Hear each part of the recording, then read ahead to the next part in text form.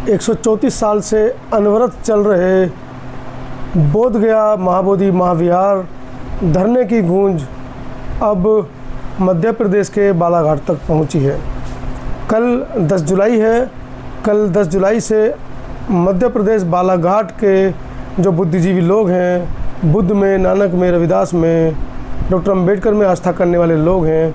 उन्होंने बालाघाट में अनिश्चितकालीन धरने का ऐलान कर दिया है। कल से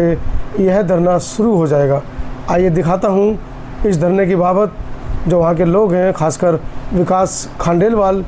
जो इस समिति के अध्यक्ष भी हैं, जो बालाघाट की जो समिति बनी है महाबोधि महाविहार मुक्ति आंदोलन की, उन्होंने प्रेस कॉन्फ्रेंस की और अपनी प्रेस कॉन्फ्रेंस में उन्होंने क्या कहा है, आइए सुनते हैं। नमस्कार, मेरा नाम विकास खांडेलकर, मैं महाबोधि महाविहार मुक्ति आंदोलन समिति बालाघाट अध्यक्ष। जी बताएंगे किस संबंध में आज प्रेस वार्ता बुलाई गई है आप लोग के द्वारा? आज ये जो प्रेस वार्ता बुलाई गई है, ये शांति धरना प्रदर्शन अनिश्चितकालीन जो 10 जुलाई से शुरू हो रहा है उसको लेकर के है। और ये जो धरना प्रदर्शन है, ये महाबोधि महाविहार जो बौद्धों की आस्था का केंद्र है, जो लगभग 134 साल से जिसको लेकर के न्यायालय में लड़ाई चल रही है। और ये जो महाबोधि महाविहार है, ये महाकारुणी तथागत गौतम बुद्ध की ज्ञान स्थली है, जो पटना बिहार के बोध गया में है। और इसको लेकर के लगभग 3-4 महीने से हमारे जो बौद्ध भंते हैं और जो हमारे श्रामणेर हैं, वो सब आंदोलन कर रहे हैं। सारे बौद्ध उपासक पूरे भारत के, और भारत के अलावा जो अन्य बौद्धिस्ट कंट्री है, वहाँ से भी लोग इसको लेकर के आंदोलन कर रहे हैं। तो उद्देश्य एक ही है कि जो बौद्धों की जो विरासत है, क्योंकि पूरे विश्व के बौद्ध जो हैं उनकी एक आस्था जुड़ी हुई है महाबोधि महाविहार से, और वो चाहते हैं कि जो बीटी एक्ट जो बनाया गया है गवर्नमेंट के द्वारा, जो 1949 बीटी एक्ट जो संविधान लागू होने के पहले से बनाया गया है, और जबकि संविधान लागू होने के बाद सारे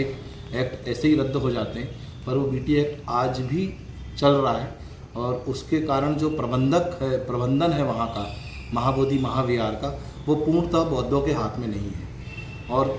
क्योंकि वो बौद्धों के हाथ में उसका प्रबंधन नहीं है, तो तथागत बुद्ध के जो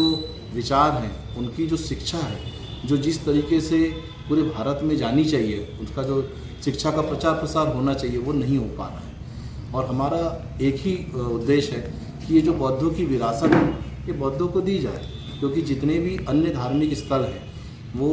उन्हीं धर्म के मानने वाले जो लोग हैं, उनके हाथ में उनका प्रबंधन है। तो बौद्धों के साथ में ऐसा अन्याय क्यों?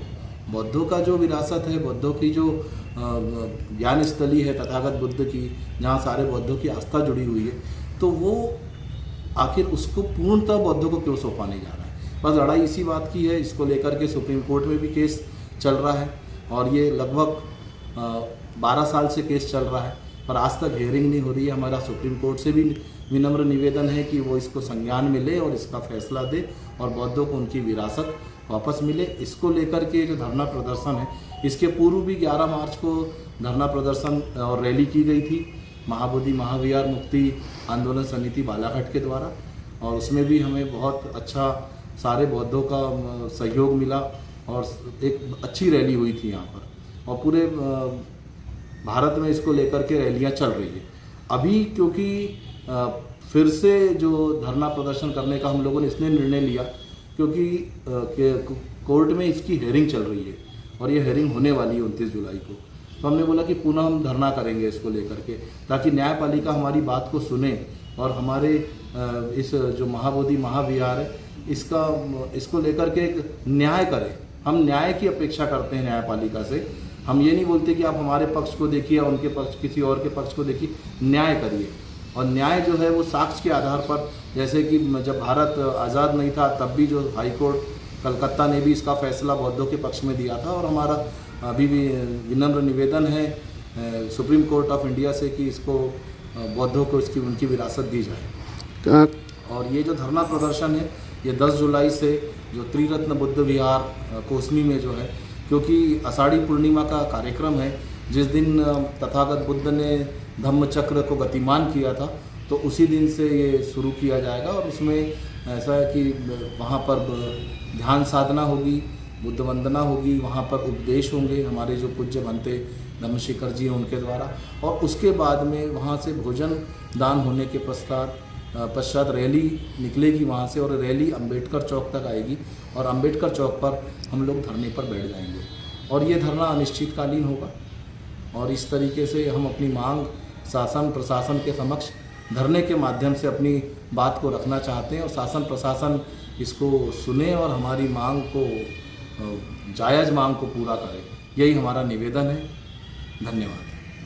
मैं दयाल वासनिक, फूले आम्बेडकर सार्वजनिक जयंती समारोह समिति का अध्यक्ष 2025-26। बताएंगे किस संबंध में वार्ता जैसा बुलाई कि आप सभी को मालूम है, तथागत गौतम बुद्ध की